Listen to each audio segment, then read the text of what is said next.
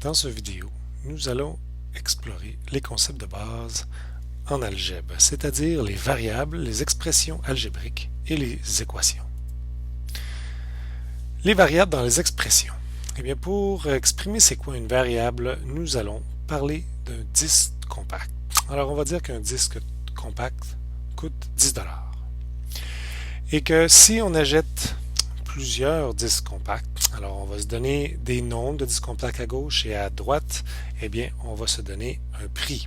Alors on va dire le prix de 2 disques compacts, alors on fait 2 fois notre prix fixe qui est 10 $ et ça coûte 20 $ et ainsi de suite. Pour 4 fois 10, ça nous donne 40, 6 CD ça fait 60 et on continue comme ça.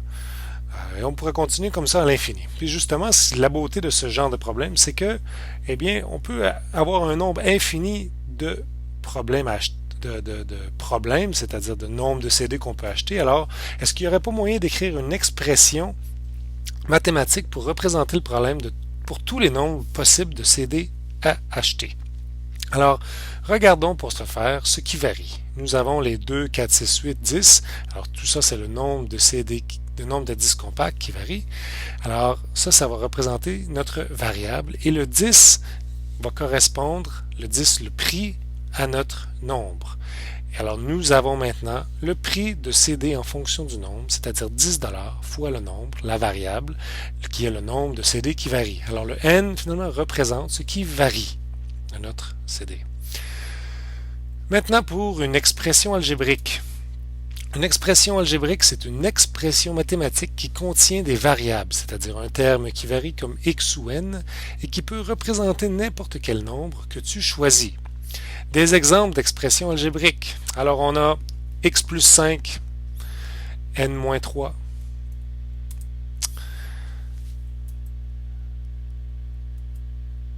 moins un nombre, 5 multiplié à un nombre, 5 multiplié à un nombre plus 3, 100 divisé par un nombre et un nombre divisé par 100. Alors tout ça, ce sont des exemples d'expressions algébriques où dans lesquelles on a une variable et un autre nombre à côté et qui sont liés ensemble par une opération mathématique, soit une addition, une multiplication, une soustraction ou une division. Continuons avec nos expressions algébriques. Alors, supposons que nous avons une expression algébrique suivante. 7t plus 2. Alors, 7, c'est le coefficient numérique, car il multiplie la variable. Un coefficient est toujours quelque chose qui multiplie soit une variable, soit un autre nombre. Alors, un coefficient, ça multiplie. Rappelle-toi bien de ça. Le 2, c'est le terme constant. Alors, comme le 10 $ de tout à l'heure pour nos CD, eh bien là, on a un 2 et lui, ce terme, il est constant parce qu'il ne change pas. Peu importe le nombre de CD qu'on achetait, tantôt on n'avait pas de terme constant, mais dans l'exemple ici, peu importe de terme de T qu'on achète ou qu'on utilise, eh bien le 2 reste toujours présent. Alors, on l'appelle un terme constant car il ne change pas. Et naturellement, t est la variable. Alors, quand on décortique une expression algébrique, eh bien, on arrive avec un coefficient numérique qui multiplie la variable, un terme constant, il peut en avoir plusieurs, et aussi la variable qui est t. Une variable peut être n'importe quelle lettre de l'alphabet que tu choisis en fonction de ce que ton terme variable représente. Par exemple, tu parles d'un prix, alors tu peux utiliser la variable p, ou la lettre p, pour représenter un prix. Ta variable représente un terme, alors tu peux utiliser un T. Ou ta variable représente des heures, alors tu utilises des H. Alors tu vois, tu peux y aller sur le même thème très longtemps. D'accord? Utilisation des expressions algébriques. Alors les expressions algébriques, ils sont là pour t'aider à résoudre des problèmes efficacement. Alors, on va prendre un autre exemple. Suppose que tu gagnes 8 $ de l'heure comme caissier dans un grand magasin, puis là, tu te dis, mais si je travaille 3 heures, combien ça me ferait? Alors, tu dis, je ferais 8 fois 3. Si tu en fais 5 heures, eh bien, je fais 8 fois 5. Et là, si tu fais H heures, eh bien, tu recevrais 8 $ fois H. C'est-à-dire, la variable correspond au nombre d'heures que tu ferais. Alors 8H dollars, ça ferait le nombre de dollars que tu ferais si tu ferais un certain nombre d'heures H. Alors, ça nous aide à représenter un problème comme ça, à le généraliser, à faire en sorte qu'il s'applique à toutes sortes de situations. La valeur qui change dans un problème est celle qui est représentée par la variable. Alors, c'est pas ton 8 de l'heure qui est constant qui va être représenté par la variable, parce qu'il est constant justement, mais c'est bien le H, le nombre d'heures que tu travailles. Alors, c'est ça qui est représenté par la variable, parce que ça varie. Maintenant, on va te parler souvent d'évaluer une expression algébrique. Évaluer une expression algébrique signifie remplacer la variable par un nombre. Alors, un exemple ici. Alors, comment évaluer 2a moins 5 quand a égale 7? Simplement, remplace a par 7 dans l'expression algébrique 2a moins 5. Alors, tu vas faire 2a moins 5 qui est égal à 2 fois 7 moins 5, qui est égal à 14 moins 5 égale 9. 2 fois 7, ça fait 14, moins 5, ça fait 9.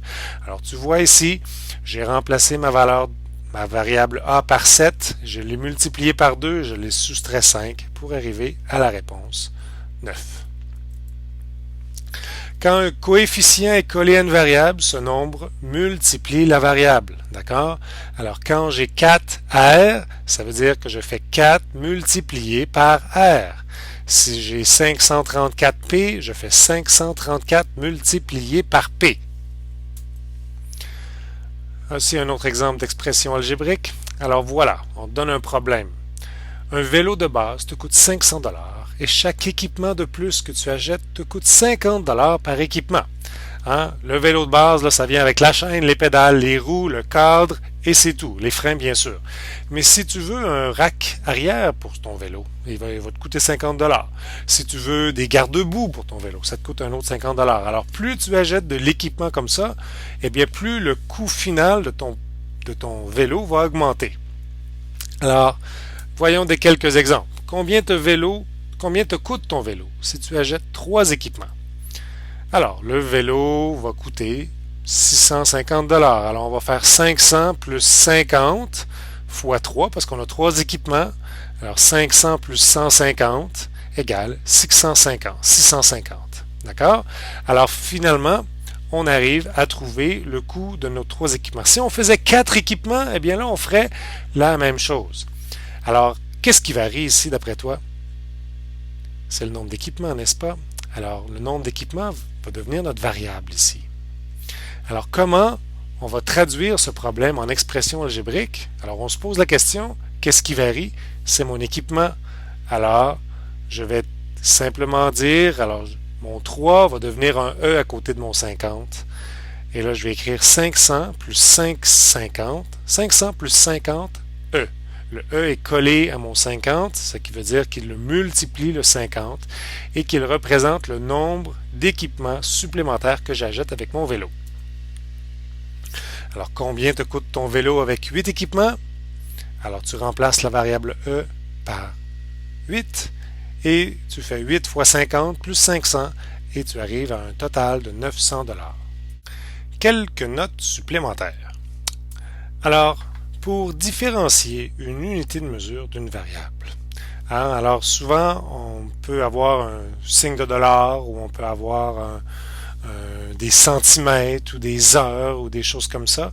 Et on va être mêlé parce qu'on a utilisé H comme variable, puis on a une unité de mesure qui est des heures. Comment différencier l'une des autres? Alors on va dire que la variable est toujours collée au nombre.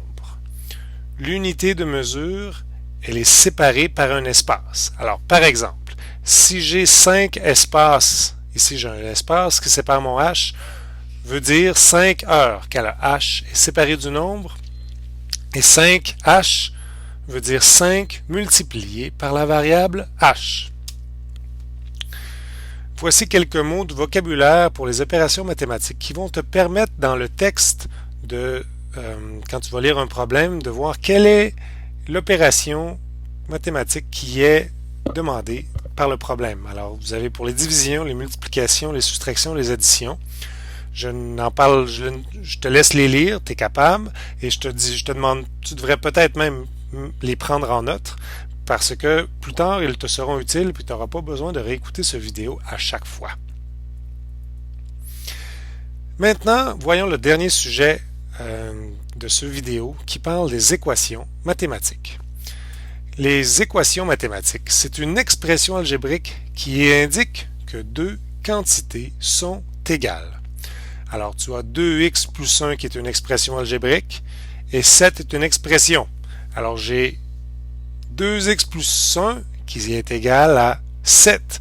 Alors, quand il y a une égalité, notre expression algébrique devient une équation parce qu'elle dit que mon 2x plus 1 égale 7.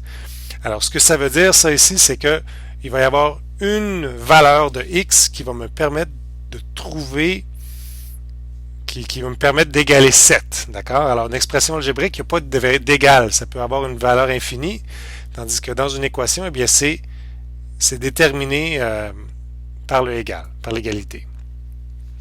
Alors, bref, quand tu as une égalité dans une expression algébrique, c'est une équation. Et on peut exprimer en mots une équation. Alors, on peut dire 2x plus 1 égale 7. Alors, on a 1 de plus que le double d'un nombre est égal à 7.